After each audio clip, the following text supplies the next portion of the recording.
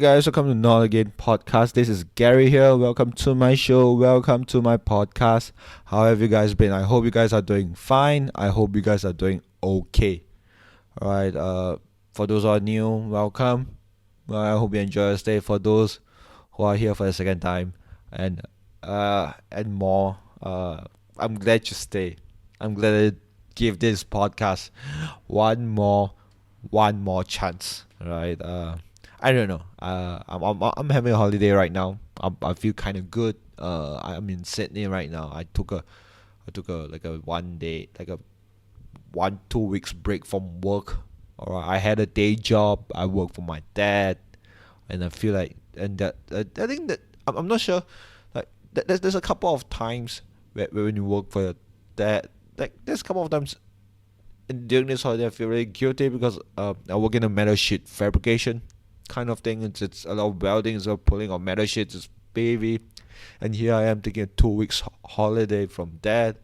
I'm not sure that I feel good about it. Like that, there are times I go, oh shit, your dad is doing a lot of heavy lifting, and here you are. Your dad is about 50 ish, six, going nearing 60, and here I am having a holiday.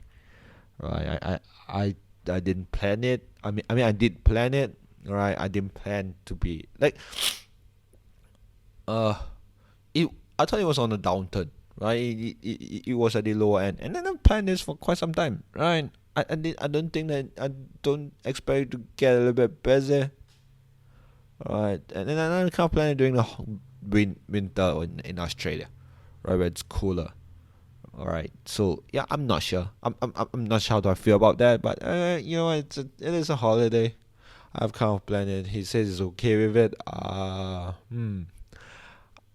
I'm not sure whether he's really okay with it, or am I just projecting, right? My own guilt on on him, right? Thinking that he maybe thinking I'm a shitty kid, right? I'm not sure. I really don't. I really don't. Yeah, but like I said, I'm in Sydney for I was in Melbourne for a week. I was in Sydney for a week. I had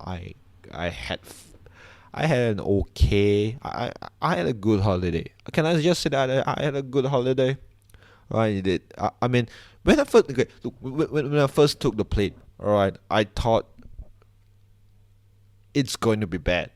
You get what I mean? It's I I'm very frantic about this. I was very scared about the trip itself. Maybe I think it's because of the coffee and two donuts that I have. That's very sweet. And I was at the airport before I took the plane, right? Um, I was scaring shit out of myself. I was thinking, why am I doing this? Like this is gonna go bad. Something bad will happen, and very bad will happen, and yeah. So this is what happens, right? That was what happened. That was when I took the plane down to Australia, right? Took a stay a week in Melbourne, took a bus down to Sydney, or took a bus up to Sydney. All right, so that was what happened, right? And now I thought like it didn't go bad. I'm not sure. Maybe during when I'm recording this podcast, uh, until now it didn't go bad. Maybe after when I step out, it will it will get bad. I don't know. I really don't. But the worst. Okay, I'm not sure whether this is considered the worst thing. All right, but the worst thing I can think of is right now so far is me trying to having a chat with this girl. Right. I'm not good at this dating thing. I'm not good at approaching a girl in a bar. I'm gonna be very very honest here. I can't do it. I remember I was like, I'm not sure whether I should say this. Right. I'm a little bit tipsy. Right. I think uh, going approaching a girl in a bar is like me trying to do stand up for the first 10 times, or the first 3 times. Uh-huh. I don't like, I cannot go out on the stage sober. But now I can't, and I really need myself to be really really sober. Right. except that when in Australia, like I drank, I only had two a pint or two half pints, or pint, yeah, a pint of beer. The best I can do, right? But now, but before that, I drank a couple. I drank like 3 pints before I go up on stage, like the first few times, just to get the Dutch courage. And then I realized this shit, and I think I should do that while trying to talk to girls in a bar, right? I guess I should do that. I'm not sure. I haven't been to any dating lessons. I've never went to any pickup artist thing. All right. I don't find myself very charismatic. I don't find myself very charming. I mean, I had my moments on stage. I had my moments, right? But I'm not that amazing, right? I'm not sure whether I'm shitting myself down right now, or I don't know, right? So that's what I do, right? I screwed, and I screw up at a bar in a bar near my house in Sydney. I have to walk up and down from that bar itself. It's a little bit weird. It's like, hey, look, let's go out and have some sightseeing, and then you walk down across the bar, and here's a walk of shame you have to go through every day before you do something fun. All right, it feels weird. It feels like, hey, try. It feels like going up on. I don't know. I can't find a better analogy here. I can't find any analogy to do that. It's like, hey, hey, feel good about yourself, right? And now walk through a walk of shame, and then hopefully you get better. Hopefully your day will pick up from that walk of shame that you have to go through every day, where you feel to talk to a girl in a bar, right? And you feel terribly. You feel, and I don't know. I may be exaggerating here, but generally I had fun in Sydney and Melbourne. I had fun in Melbourne and Sydney. I don't know which way to put it, but yeah, I had fun in Melbourne and Sydney. I had great. I did. I don't know. I think that this is a good trip. I'm not sure that there's a bad holiday, all right, or was the level, was the bar of bad holiday, right? But I don't know. All right. So in this episode, right, we'll be talking to Steve, right, and this is how I. Steve Lee is a comic that based in the States right now. Yeah, I think he's based in LA right now. He is a Chinese disabled comedian. So he talks a lot on the perspective of being a Chinese comedian from Hong Kong. He talks a lot about being a disabled comedian as well, right? I hope this is like a bad. I hope that this is like a good representation of him as a comedian. I hope I'm putting the right image, or the image that I want to put, that he wants to put out, right? And we do talk about his style of comedy. We do talk about his styling. We talk about the persona that goes up on stage and trying to be, and yeah. So the persona that he had on stage is what I guess is the real, is the one that he tried to do it right. We talk a little bit about that. We talk about the comedy scene in the States. We talk about how does his friend feels like when he goes to LA. And yeah, we talk a lot about writing. We talk a lot about like talking to people, networking with people. All right, and while we are trying to, and while he's trying to deal with his memory of a question, right? And look, this is how I feel, right? Conversations come and go. Conversation just keep going, right? I don't, I, yeah. So it's okay, I guess. I'm not sure that I'm dealing with it correctly when he's trying to recall back the questions, right? He's trying to recall back what is it like. The last question that, yeah, and I think we struggled there a lot, but I had a lot of fun having this conversation. I had a lot of fun with this chat. Right? It's yeah, it's it's really fun to have a conversation with him. It's really fun to have a chat with him, right? Yeah. So do check out this episode of Not a Game Podcast with Steve Lee. All right. Yeah. Have fun. Enjoy.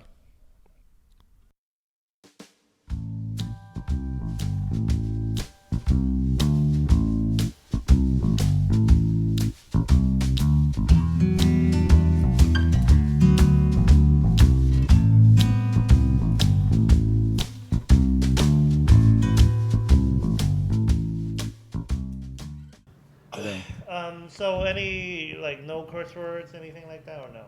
What's the limit? I swear all the time. So Okay, so no limit. there's no limit here. Okay, no limit. Okay.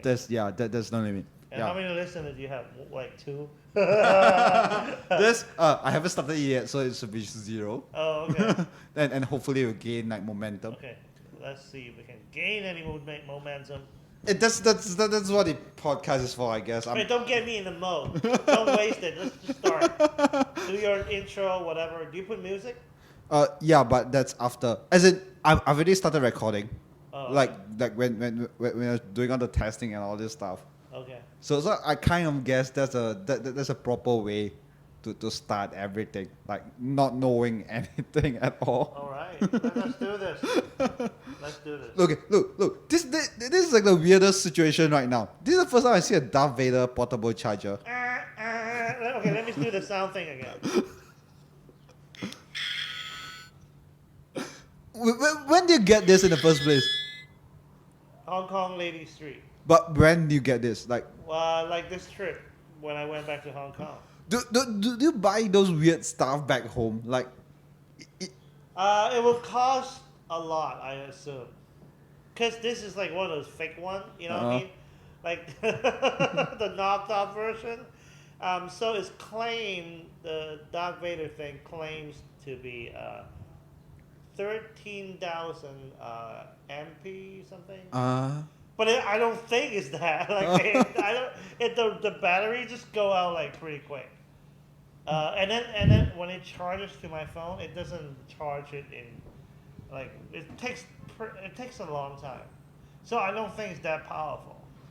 I don't think so. You have like the weird ampere at the end, so I guess it's like 1 amp or something. Okay, it claimed 13,000. 13,000. It's supposed to be pretty powerful, right?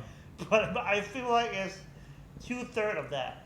I think if it's a knocked off, it's 2/3 of what it claimed. It's still okay. It's still a good knocked off, right? Like if you if you put on a Mikey shoe, a knocked off Mikey shoe. But no one gives a shit, right? Like you wear a Mikey shoe or something. No. Well, I mean, if it's Mikey, yes. Mikey would be pretty weird. I don't know. It feels like if you have a friend named Michael, and you wear a Mikey shoe. Oh, okay, maybe. You know what? From now on, I'm gonna save a few Mikey shoes in case I have friends who is named Michael. Dawson is named Michael though. Yeah. Like Dawson Michael. I mean, but I need to know that person's shoe size, so I need to get all the size. Hey, you can just buy one inappropriate like size to that guy, and just say, hey, you know what? This the thoughts that count, right? Oh, well, I mean, we will see whatever works, man. Or Michelle. oh yeah, Michelle works. But if you buy it to a girl, like she's gonna kill you. Why? Well, why? Girls care way more about fashion than men in general, right? Come on, that's common sense. But still, it's like, why not just it be like a sexy pair of shoes like they wear in the bedroom? Okay, so do you know hipsters, right? Yeah. So if that one is for that kind of mentality, that's totally okay. Like they're wearing it ironically. But if it's like, oh hey Michelle, I'm giving this to you. This is so cool. Like she's like just gonna slap you in your face and throw that shoe in your face. No. But what happens is say, hey Michelle, I bought this pair of shoes so that you can wear it during our sexy time in bed. I can't figure it No, out. not for sexiness. Mikey shoes. Just I think the logo should be like just fuck it. Oh, by the way, do you need to introduce me who I am? I think I'll introduce it to during the intro itself. Oh, okay. Yeah. So, okay, look, this podcast is just so weird that I don't know what I still don't know what's the general direction. Okay, you know what? I can't stand your style. I'm just gonna introduce myself. It is fucking weird. Anyway, I am a comedian. I do stand-up comedy in California. I started in San Francisco Bay Area. My name is Steve Lee, Stevelee, and then I moved to Los Angeles. Try to make it. And, Wait, what's the scene like in Bay Area? We have 5 clubs. Imagine 5 full-time comedy clubs. That means It's pretty established. It's pretty big in terms of stage time, and then there's so many local shows. But Bay Area is as big as I would say. It's pretty big in terms of like if you drive from here to Kuala Lumpur, how far is it? It's 6 hours, right? Driving 6 hours? 6 hours? No. I'm asking you. Yeah, 6 From hours. Singapore to Kuala Lumpur, how far? 6 hours. 6 hours. I just bought a bus ticket there. So it's not that big. It's about 1/3 of that distance, and then count it as a radius. Oh, okay. Like a circle. Like you drive, like okay. So any show that's about an hour drive, an hour and a half drive, so we would call that local area. So anything that's an hour drive, comics would risk that 5 minutes of bombing in an open mic driving for an hour. So that's like the local scene. It's called Bay Area. But how much is how many open mics are there like? So in that local within area? that hour radius, usually, okay, we have 3 major cities: San Francisco, Oakland, and San Jose. And Silicon Valley is where Google's and all those companies are. They need an open mic there. It's closer to San Jose, between San Jose and San Francisco. Okay. So it's like imagine it's like a triangle. So Bay Area scene is kind of like that. So okay, look, I'm gonna ask. So let me let me finish my answer. Probably in San Francisco in itself, there would be 2 mics a night, 1 to 2 mics a night. Oh, that's good. That's Yeah. And then if you count other cities like Oakland and San Jose, each city would have 1 mic at least a night. So overall, you can barely do 2 mics a night. You know what I mean? So it's possible. But okay, look, I'm gonna ask like there are no mics in Silicon Valley, right? They are. No, they do. There is one club that's near Silicon Valley, so they do attract that kind of market. But it's interesting. The young hip people, they like to work in Silicon Valley, but they like to live and party in San Francisco, which is about 45 minutes drive to an hour. So that's the commute. So if they wouldn't usually go to shows in, after where they work, they would go back home in San Francisco. But wouldn't it get very tiring? Like because I remember commuting. In a way, it's kind of like it's like if you do this every day and it's part of life, you would it's all right. You know what I mean. You know what I mean? But if you are old, if you're not young and hip, and if you don't care about partying, then you would want to buy a place near Silicon Valley. But what's then Silicon Valley except like businesses? It's like suburban area. Like not too many buildings. It's really like the countryside. You know what I mean? Okay. So Okay. most part of the United States actually looks like countryside. Uh, Um, so did I answer your question? it's I can't like figure it out like that. There's a Because everybody drives. okay. So if you have a car, driving for 10, 15 minutes is nothing. You know what I Yeah, mean? yeah, yeah, yeah. So people are okay living on the countryside-ish Mm. kind of place. And that's how many Americans grow up. Mm. They grow up in a suburban area, which is almost like a countryside to Singapore. Mm. You know what I mean? Did I have went to Melbourne. The suburban area that I have in mind is like houses, like like weird looking apartments. Okay, maybe not that weird looking. It's like those in Singapore. It's like those semi detachable apartments. Like it's like a proper Yeah. house. Yeah, yeah. Is it condo? Is that how you call it? No, condo is still considered. Condo is like private property Wait, I for thought flats. this is like a comedy podcast. I guess so. We start talking about real estate now. Like, all right, well, our apartment sell for a few $1 million. Hey, I'm not the one that started Silicon Valley. I want to check the price of Silicon Valley's apartment. It's about time I do comedy. At Silicon Valley. Wait, does Silicon Valley have comedy? Okay. This is a part I want to ask, right? Yeah. Where, what makes you move from? What makes you think that hey, maybe this is a correct time that I should move from San Fran to There's no definition, to be honest. It could be a risk to me, because I was on my way to work as a club regular.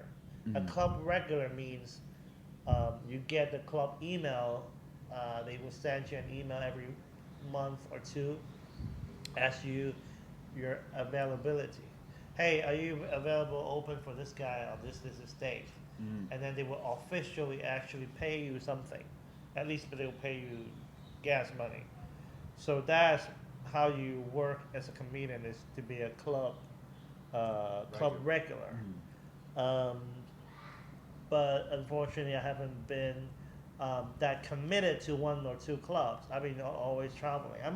I like the road comic style, and I like to hop in and out between mics. But then again, you do not have like a regular mic to go to. Yeah, Like, you do. Like like local comics run their own shows too. So I do most of those. So I was on my way to work work into a club who may like me more, so we'll work on that club. But I realized once I travel a lot, you realize you're the king of, let's say, Singapore, right? But nobody else have heard of you at all. So you're nobody technically, right? So I really, then that's the moment I realized, wow, being a headliner, only in, let's say, San Francisco or whatever, doesn't mean anything, because you got to get out there, and you kill here or you kill there, but there's no industry people saw you kill. Who gives a fuck, right? At the end of the day, it's about letting industry people see you, or people who might know industry people who see you, and then you become friends with them, and then they might recommend you to those people. Or agents will see you somewhere. Oh, you're great. Hey, I'm interested to, at least you want to work together. Like, let's say an agent, and then they will give you different jobs. That's how you start. So I feel like I kind of made a right decision so far, because in San Francisco, no matter how funny you are, you become inward looking. Like you're writing jokes for San Francisco, oh yeah. and you're only appealing to local comics, but then elsewhere, nobody knows about you, and then you can't be on fucking Comedy Central or just even being on a TV show, or being as a writer, or write sketches. There aren't that many talents like Los Angeles, so it's harder to do a good quality of other works that you do, and then it's harder for industry people to at least have heard of your name. This is what I realized, right? I'm thinking of something else, like, because the best gig I've done so far, I had done so far is in Melbourne, and I don't know why, but I feel that that's the place that I did well compared to Yeah. places like in Singapore, Yeah, which is which I find which I find really weird, because in my hometown here I couldn't do really well. I'm like, that's yeah. Is it because you're not funny? oops. Oh man, how can I? No, go ahead. Yeah, so I'm just kidding. Don't beat me up. yeah, but so what? I don't know, man. Sometimes also the appeal of the style as well. That does it. Okay, the point for me, I am the kind of guy who likes to travel anyway, Mm. and I'm the kind of guy who hate getting stuck at one place. Oh yeah. So the answer I will give you is what I already gave you. I travel a lot. I like to get out of my own scene, whatever scene that I belong to. I belong to LA now, but I belonged to somewhere else before. Belonging to that scene, to now looking back to me, is like, why are you doing this then? Are you trying to be a comedian? I thought being a comedian is to be able to perform everywhere, right? So that means if you don't get out of your town, how are you going to know if you're funny or not? Or how, like I said, how do people in the industry know if you're funny or not? Or how do people in the industry who's from somewhere else know if you're funny or not? They're not going to click into your YouTube link and say, oh, I'm going to stay for an hour and keep watching your fucking YouTube link. No, they don't do that. Well, one thing is doing festival is very important if you want to be kind of like a road comic. But okay, look, this is what I talk about festival, where you have to like, you have to sell your shit out there. You have to be funny first. I'm sorry, I could not be funny.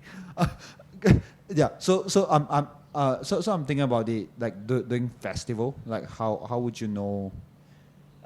First of all, you need How to would you have, do it in the first place? So how do I know? I said, how would you do it in the first place? How would you? First of all, you need to apply for an internet connection at your house. You need to have a phone, and you need to learn how to use the internet. I think there's a website called a very Pornhub.com? famous website called Google. I don't know. Have you heard of it? I don't know. It all leads to porn site right now.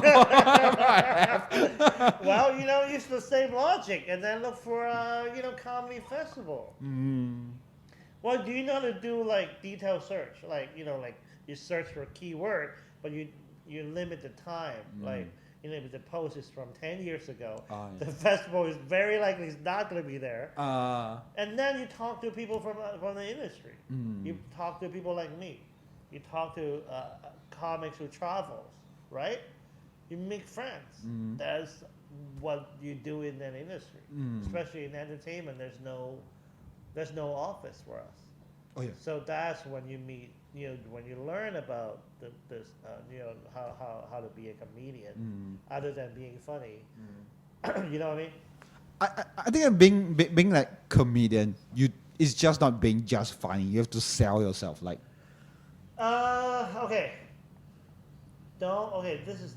I've been doing this not for too long, like compared to other veteran headliners you guys have worked with. I'm what a lot of clubs call a feature. I go before the headliner. I do 30 minutes and make sure people who start laughing.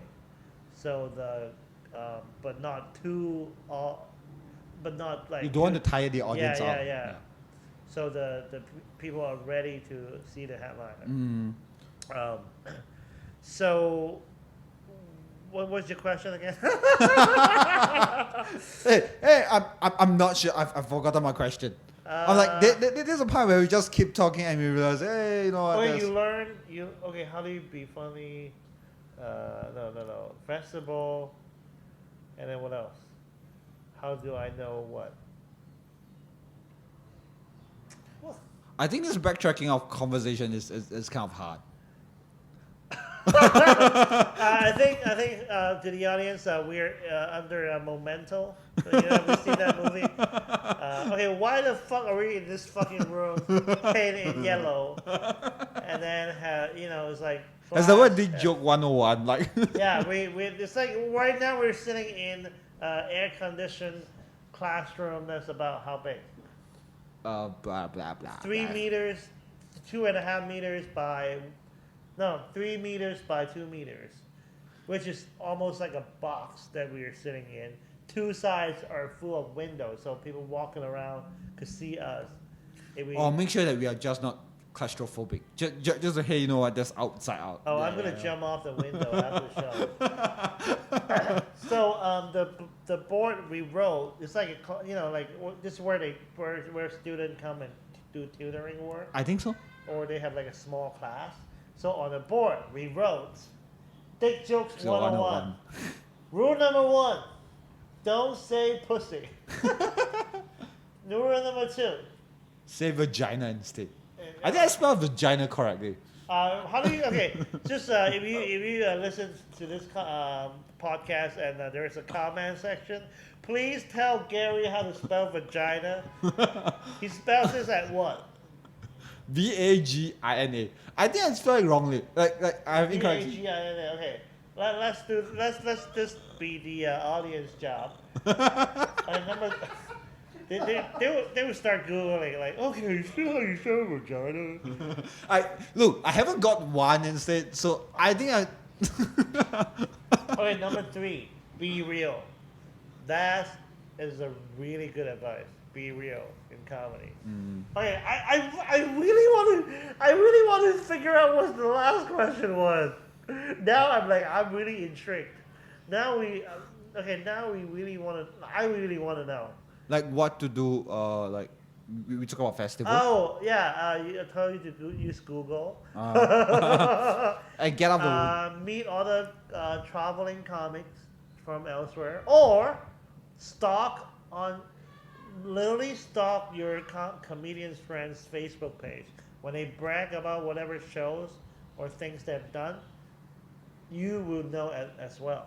Mm-hmm. So then make friends. If you, let's say, nobody hates you that much, ask them. Mm-hmm. Ask other comics. What show was it? Where was it? How do you get in? All these questions is just like at work. You ask people how to do this, get into this, get into that.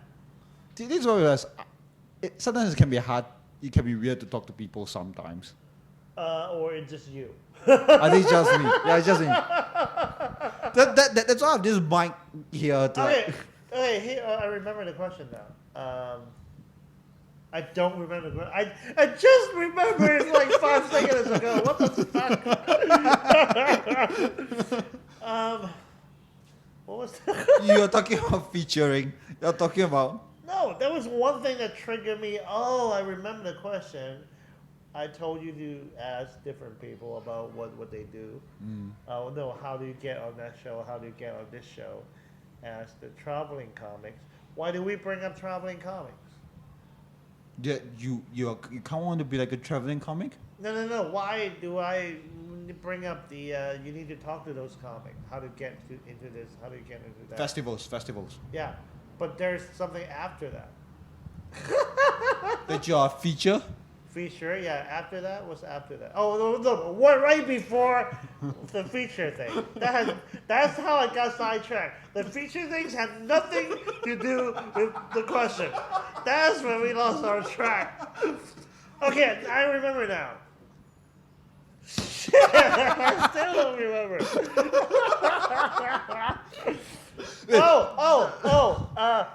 Do I need to be famous in order to do comedy? No. The answer is be professional. Don't go to a club and start kissing different people, or grabbing their pussy like Donald Trump. Hey, he got the president, right? He's rich. You're nobody. He's talking about grabbing the pussy when you're famous. Okay. Yeah, do it after you're famous. So how famous do you have to be? Well, I do not know. I haven't gotten to that level yet, but I would love to grab some. Okay, so make sure you get your jokes down. This is what I tell most comic, and most veteran comic know this. If you go to LA, you see even famous comic sometimes dropping into open mics. Why? Because they know at the end of the day it's about jokes. You gotta get your jokes down. You gotta write a lot, because you constantly need new material. For example, like those headliners, it's an hour. An hour. Think about it. How many 5 minutes you need to test in order to fill that 1 hour? But then again, most of them do stories too, instead of just one-liners. No, some people do one-liner. Dimitri Martin does one-liner. There are a few of them do. Tom Cotter, I opened for him. He from New York. He does. Has he been to Singapore? I think he has been to Singapore. Anyway, so I don't want to sidetrack myself again. Yeah. Let me answer this question. What's the question?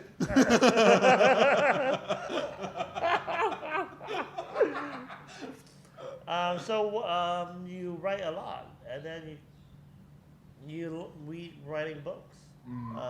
Learn about those formula. I like those formula. I like to follow the formula how to write. I'm not sure. I found that formulas is useful, but it's not a rule. That's why I said those rule. Like one of those rule, it's just like you don't have to follow. There's no the rule, but there are rules, because human condition is the same. Mostly our brain, how to make people laugh by telling things to them that makes them laugh. That chemistry is the way is the same. You know what I mean? But different people will laugh at different moment at different things. That's when you need to go to open mic, instead of some young comics. When you first started, you think I'm funny among friends, right? But then you start going out there, entertaining people you don't know. A lot of them are older than them, or they're from different background. They can't laugh at their pussy jokes, right? Hey, look, you are just 15 years old. Yeah, you exactly. still can't like pussy. You're Look in at me. college. Exactly. But when you do a real show, the people who can pay money are their elder brothers, sometimes their aunts, their parents, that age. Those are the people who can come in to pay you to see a show. So those are the kind of people you're entertaining. So the joke, if your joke is all about pussy and it's not that smart, those people are like, what? Especially restaurant shows the worst, because people are eating and then you talk about coming into their plates, and they're eating something that's similar to that at that moment. I'm eating fries in fish dippers. Right, it's white in color. I don't. Let's not go into that direction. Anyway, so if you want to be a full time, or you want to get paid doing this, at least write good jokes for that kind of market first. Because if we move away from all the pussies, all that shock factor jokes, then you have to force yourself how to write smart. Then you become a better comic.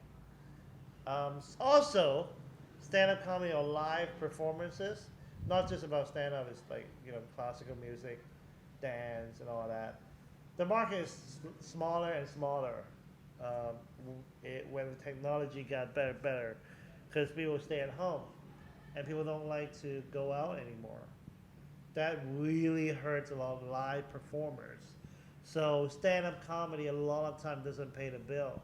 or the entire bill, especially if you don't have a TV credit. Like, oh, you're not on TV. Like, who the fuck are you? But you write though? Like, hey, I'm a writer for this show. Oh yeah. Or you go into another direction. You become a writer, and then stand up is like your side job. I think a lot of comics that I know of are writers. Who? Not I personally know them, but hey, I wish to know Ali Wong. Seriously. Well, I mean, if we go to LA, that's the cool thing. It's like, oh yeah, you just bump into them in Comedy Store, and you just another comic. Yeah. But the ability to kill. To what? To kill her? a room. The ability to murder her. Yes, it's also pretty good. Yes, yes. As in, because if you go to a comedy room, like a comedy store in LA, it's a comedy store, right? Yeah. Yeah. What? Yeah. I realize there's a lot of comedy store everywhere. Like. The main one is of course the Hollywood one. And everyone, and you have another veteran comic that comes in, you just go, oh shit. Yeah. And if you're new, yes. If you're new, oh no, is this? For example, David Chappelle come in, you'd be most comic would be like, whoa, it's David Chappelle. Even though if you're already a headliner at that point, David Chappelle is bigger, or Bill Burr, let's say Bill Burr.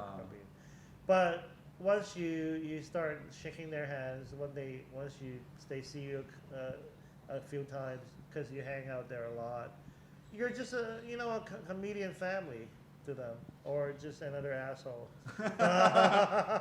Fuck! Here you are again. Yeah. What the fuck? Just that's also the difference between a pro in LA and a new comic is you get all that starstruck. When you see them, it's like like they can tell the difference. It's just a new comic. Okay, I remember this is one time where you told me, like the last time you came here, which is like a year ago. A year ago, yeah. Maybe. And you said that when you put like the profile in Tinder as you are a stand-up comic in Asia, you get a lot more attention than the ones in when you're back home. You mean like on Tinder? Yeah, on Tinder. Yeah, because there aren't stand-up comics really an English-speaking country thing. It's not everywhere, and it's a very rare art form. No, even in America, it's a rare art form. A lot of stand-up comics, just like I said, live performance has been dying. So a lot of stand-up comics, especially in LA, is all about acting or writing. So stand-up comedy becomes a side job.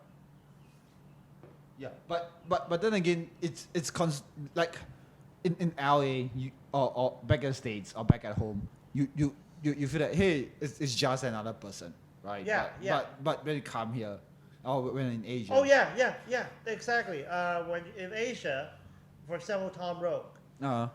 If I were in LA, there would be no way I could meet him as a friend. But because we perform in Hong Kong, we hung out a lot in Hong Kong and Singapore. He and I become, it's not like friend, but at least like as coworker friend. Like, oh yeah, you know what I mean? Like, oh hey, what's up, Tom? And then like people in LA at the store is like, oh shit, Steve shakes hands with Tom Rowe. now I need to kiss Steve ass, which actually happened. I'm like, what the fuck? Hey, I need wings. I need chicken wings. Yeah. No, I'm not talking about the stores. The stores, they don't care. They know who you are. You're not a regular at the store yet. But other comics who are so-called on the lower level. I am at the lower level. I mean, it doesn't matter, whatever. But something like that.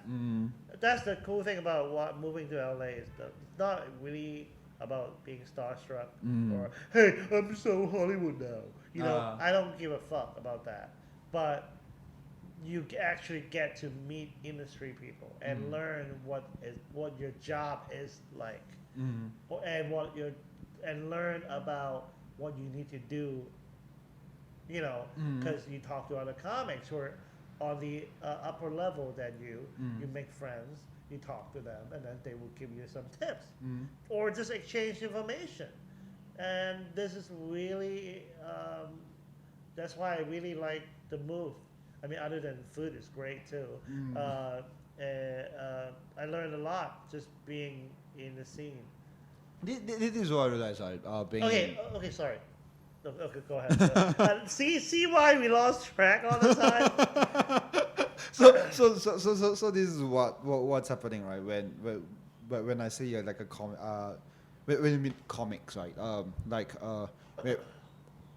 One of my favorite comics came down to Singapore, like Brandon Burns and Steve Hughes, like when they are in Singapore. When Brandon Burns came back, and I'm surprised that I'm the newbie comic. I go, oh my god, fuck, it's Brandon Burns. Then when he came back. Who is he? No, go ahead. So when he came back, I'm like, fuck, it's him again, and he says that, and he says hi, and still kind of remembers me. Yeah. So, and Do you think that way when I pass by you? Who is Steve Lee? Yeah, that sounds about right. So is it STPHENLI? Yeah, that's right. So yeah. So I don't. That comics when you see, you go, fuck, he's here. I think that Starstruck is okay, I guess. Yes, to a level. But if you're in the industry, or like if you're a coworker, then it's like you work at Apple. You see Steve's job every day. Like that. You know what I mean? You don't feel starstruck anymore, right? Yeah. So same thing. I can imagine that someone, fuck, it's Steve Jobs again. Yeah, what the fuck you're did he right. want? He's like just a few aisle from me, that kind of thing. You know what I mean? Oh look, Tim Cook is bringing another guy into his office right now. Yeah. It's like it's just like that. Yeah. What's the point? I don't. But yeah. When I watch your act, right? You are the. It sucks. Go ahead. Sorry. You know this. What? Yeah, I'm just. No, go ahead. Yeah. But when you're up on stage, right? You are like the crazy. Okay, is it okay to say like the loud and crazy Chinese guy? Loud, obnoxious, crazy. Is that how you think of me? God damn it! Okay, so that's a good question. That's a good question. That's actually a lot of. It's like an act, right? That is my alter ego. It's part of me, but it's the me that is without all the boundaries in life, or at least that's the me that I would like to project. So that would be me, part of me on stage. Privately, when I'm jerking off, I don't act like, hey, what, I'm nauseous. Hey, come on, man, bitch, come on. Yeah, you both sucks. No, I don't talk like that. I'm a geek. The real me is more like a geek. It's not I wish I were a nerd. Nerd is more professional. Like you can use your geekiness to earn money. That would be a nerd. But I'm more like a geek. Like I'm socially awkward. Very insecure about talking to people. Wait, isn't that almost like every other comic? Yeah. No, okay. Most stand-up comics are introverts. Oh yeah. Most improv comics or improv, what are you gonna call them, comics or improvers? Comedians. Yeah, Improvisers. Improvisers. They are more like with the actor's personality, more outgoing. They're more extroverted. Like stand-up comics are more like playing golf, and they are more like playing team sport. Okay. Yeah. I don't. I've done improv before. I'm like, after improv it can be tiring. Yeah, and then after improv, I'm like tired of people I work with. heart, introvert. We just like to stay at home and play my video game, and that's it. But we are. Can you say that we're more aware, Aware of what? like our I'm a surroundings? woman inside. Like more aware of our surroundings. Like What do you mean? I Yes, couldn't. we are surrounded in a But box right now. I am very much aware of that. I think I am in Singapore. Yes, I am Oh. aware of that. I think stand-up comics are more self-aware compared to improvisers sometimes. What do you mean? Aware of what? Like self-aware, like there's something wrong inside yourself. Okay. Improviser are the kind of people who don't want to deal with that, and introverts, stand-up people are more like, I want to kill myself. Wait, so if you do both, where would you stand? I'm sorry. What? So okay, the joke right now is if you do both, so you are both a stand-up comedian and improviser. So where do you stand? Are you dealing? Are you not going to deal with it? Or are you going to kill yourself? Oh, the killing myself part, of course. That's why I'm a stand-up comic. Because, it's always stand-up comic has that low self-esteem thing. You know what I mean? So it's killing ourselves is the would be a pretty normal option. But question about your disability or your Yeah, by the way, Yeah. I am considered disabled, and I'm legally holding a disabled parking plate when I go drive in the U.S. Okay, look, you have to be. You have to. Okay, I don't know what constitutes like a legal physical disability, like. You're carrying crutches. I don't know too. I'm not a doctor, but I mean, I think if it's physical, it's just you have problems. Wait, does that mean that I have one too? Okay, maybe not physically, but still. No, all of us are born differently. There's no exact copy of you, even if you had a twin brother, right? But what happened?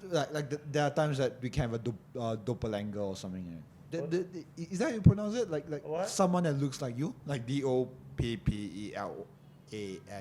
Alright, my spelling sucks, but yeah, What are you talking about? a doppelganger. That someone that looks like someone that looks similar to you. Well, we are really getting really deep about this shit. Like we're talking about philosophy and physics.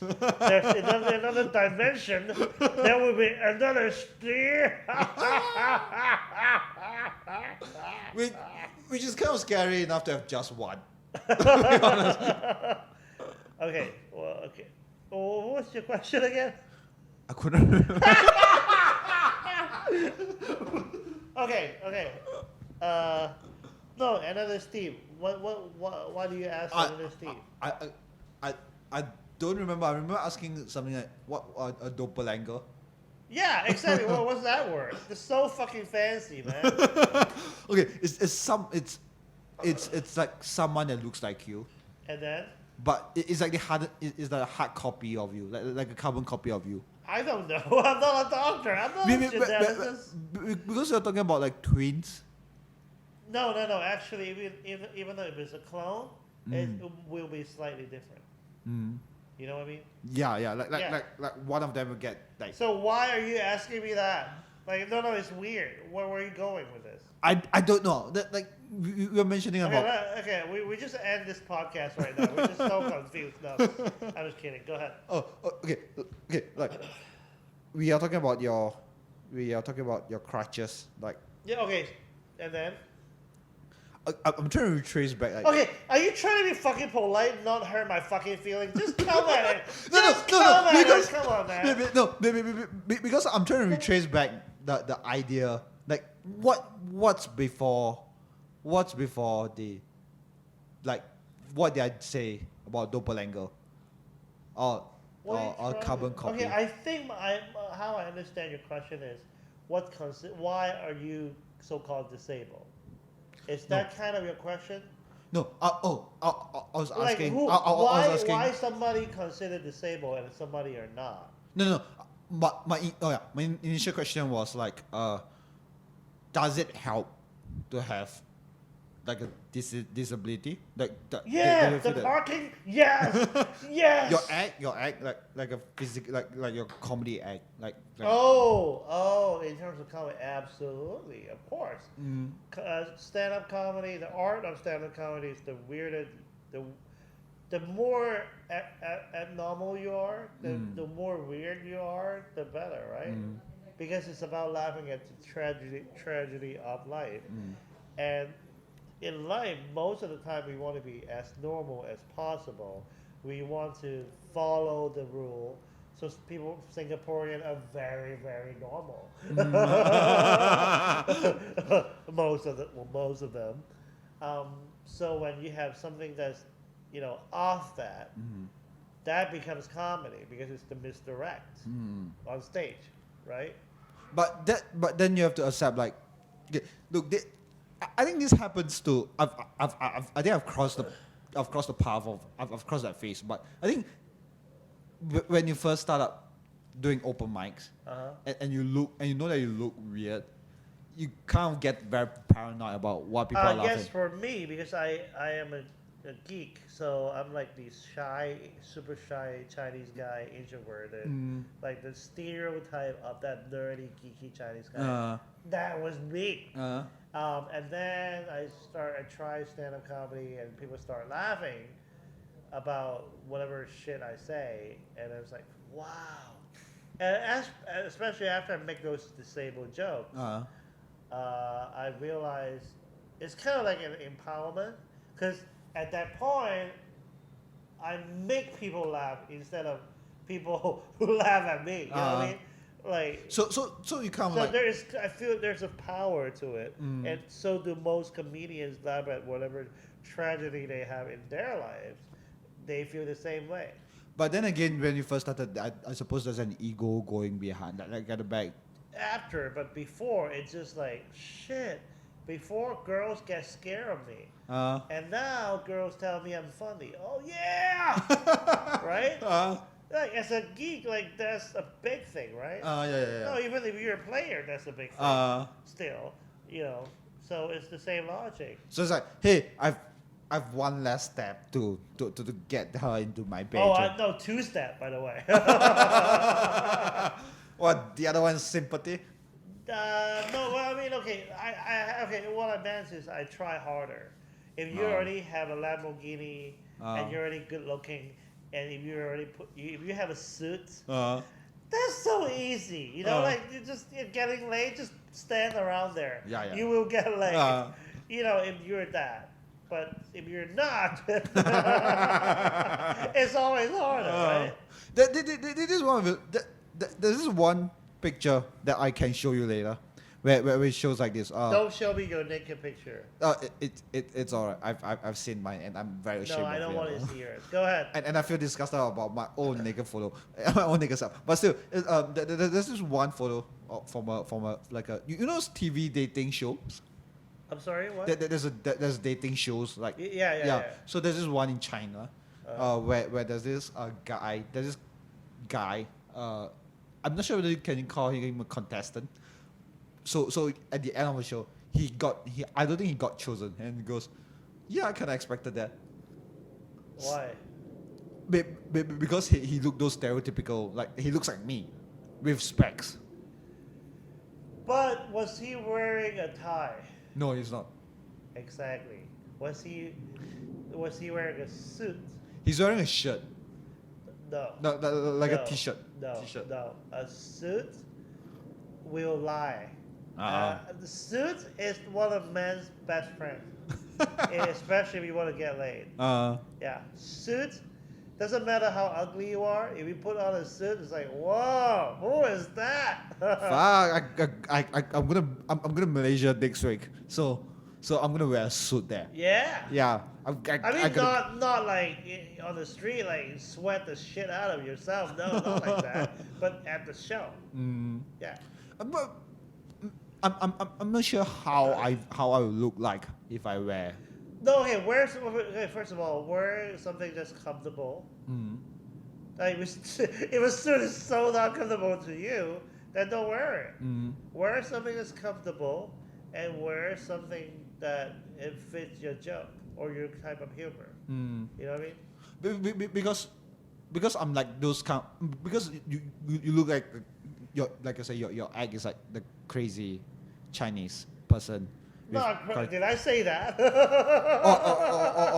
at least when I view you. Obnoxious, I would say. Mm. Obnoxious or a Chinese guy who has an opinion.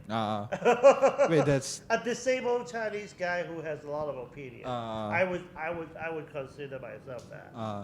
but you still wear like a shirt with full with that. That it's just really I feel more comfortable. That's it. I like to wear a shirt if I have a Filipino maid. Someone will iron that shit for me. Um, um, I just feel more comfortable that way. And if I put on a suit, I look good. I'm just more comfortable. I I always wear a t-shirt up on stage. Maybe that's why I'm not doing very well. No. If your T-shirt is about those jokes, that is different. But if your audience don't care about like another college-looking guy, a college dropout, then see wearing a suit is better. Try it. You're still how many years have you been doing this? 4 years. 4 years, nothing. You gotta keep trying. But You never know. Seriously, you never know. this is what I realized, right? How would you know that maybe this is not for you? Today, I just feel like I want to quit.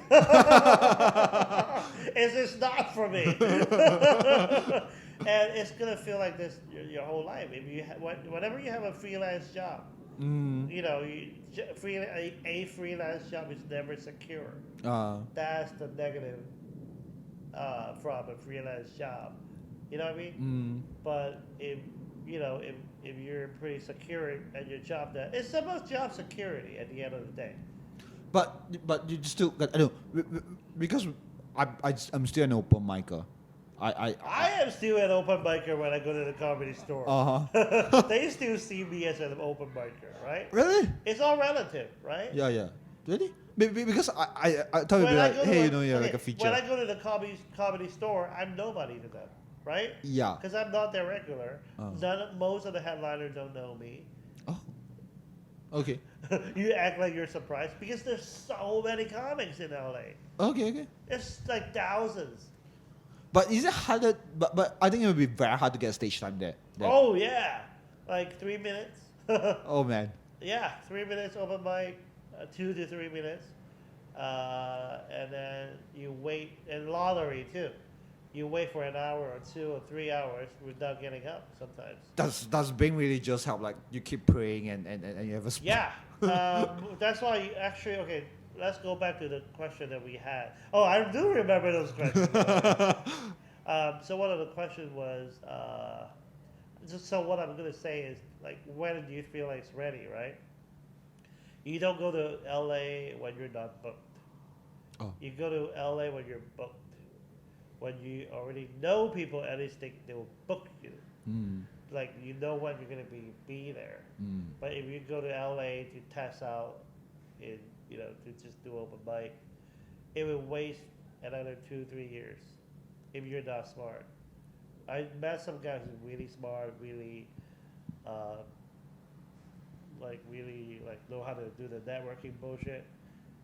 1 or 2 of them will, they will prevail within 2 years, and also work very hard and to be funny.